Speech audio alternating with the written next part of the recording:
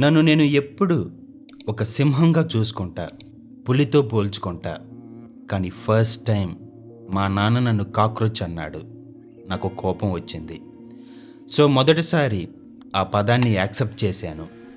ఎందుకంటే మా నాన్న నన్ను అవమానించాడు. ఆ అవమానాన్ని నేను గుర్తింపుగా మార్చుకోవాలి అనుకున్నాను. అందుకే నేను కాక్రోచ్నయ్యాను.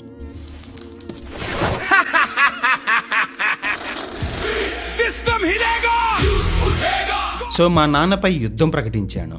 స్టేటస్లు పెట్టాను. నాలాంటి కాక్రోచ్లను పోగు చేశాను. వాట్సాప్ గ్రూపులు కట్టాను. వీధుల్లో ధర్నాలు చేశాను. కానీ మా నాన్న నవ్వూరుకున్నాడు.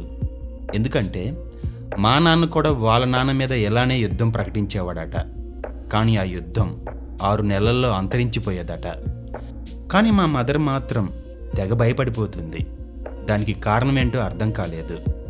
నా పిల్ల చేష్టలకి భయపడుతుందా, లేదా నా తెగింపుకు భయపడుతుందా? I don't know. సో ఇక్కడ మీకు ఒక విషయం చెప్పాలి. మా నాన్నకి నాకు ఎప్పుడూ ఒక విషయంపై గొడవ జరుగుతుంది.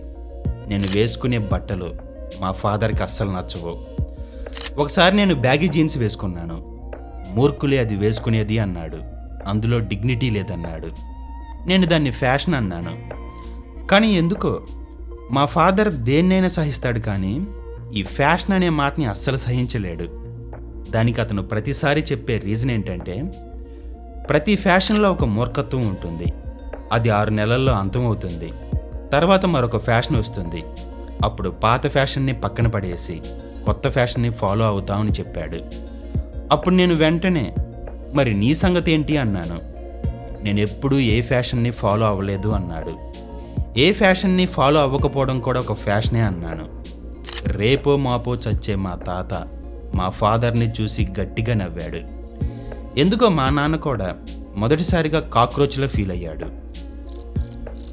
సో నైట్ అయింది. కాక్రోచ్లకి ఆకలయ్యే టైం అయింది. నైట్ బాత్రూముల్లోకి పైప్ లైన్లోకి వెళ్ళి తమ ఆహారాన్ని సంపాదించుకుంటాయి. చిన్నగా ఒక్కొక్క కాక్రోచ్ తమ తమ ఇళ్ళకి వెళ్ళాయి. గతి లేక నేను కూడా వెళ్ళాను. అప్పుడు మా నాన్న చెప్పిన మాట గుర్తొచ్చింది. ఫ్యాషన్లో డిగ్నిటీ, ఐడియాలజీ, ఆర్ట్ లేకపోతే అది 6 నెలల్లో అంతమవుతుంది. అది రెవల్యూషన్ అయినా, ఫ్యాషన్ అయినా, పంతం అయినా.